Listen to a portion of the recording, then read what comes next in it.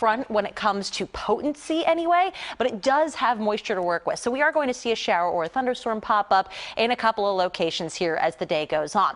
Meanwhile, look how clear it is in the wake of that front through Illinois, pretty much the entire Great Lakes region, back through the Dakotas.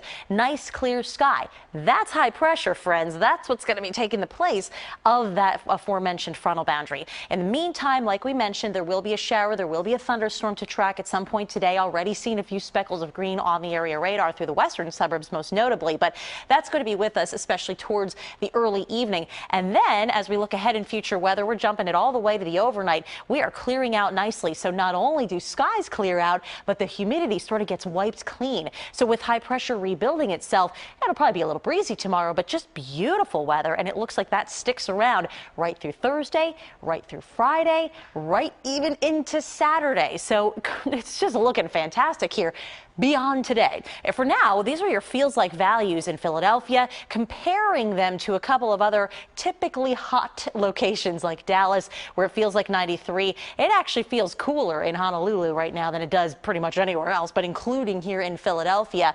Meanwhile, looking at the eastern seaboard as well as in towards the Mississippi River Valley, we're essentially on par with a lot of those southern counties, or southern cities, I should say. So you know, we've definitely got the heat going for us here. You've got it in Raleigh. You've got it in Charleston at 92 degrees. Those are your air temperatures. But again, feeling a little steamier when you factor in the humidity. Outside we go to a live neighborhood network shot. It's currently 79 degrees. Few peaks of sun trying to come on through that cloud cover here outside Kutztown. But that said, because we've got that front crossing through, we've got to allow for a shower or a storm. And that is also in the forecast here for the Rays coming back into town again today against the Phillies. Very warm start to that game at first pitch at 88 degrees. Jumping it forward in the Eyewitness Weather 7-day. Now, don't get me wrong, it's still go along with it. It would be one thing if it was comfortable at 80 degrees, but it's not. And it's certainly not up at Staten Island, and certainly neither is it here just yet.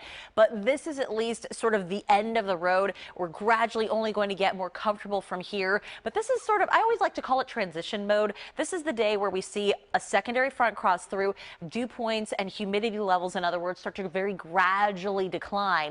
Meanwhile, outside Kutztown Area Middle School here in Kutztown, PA, you've got more clouds than anything, but this is sort of a sign of just that frontal boundary crossing on through and bringing with it the moisture content that's going to help produce the clouds. 72 degrees is the current temperature there. You can see a little bit more defined by comparison to yesterday with the front we had moving through.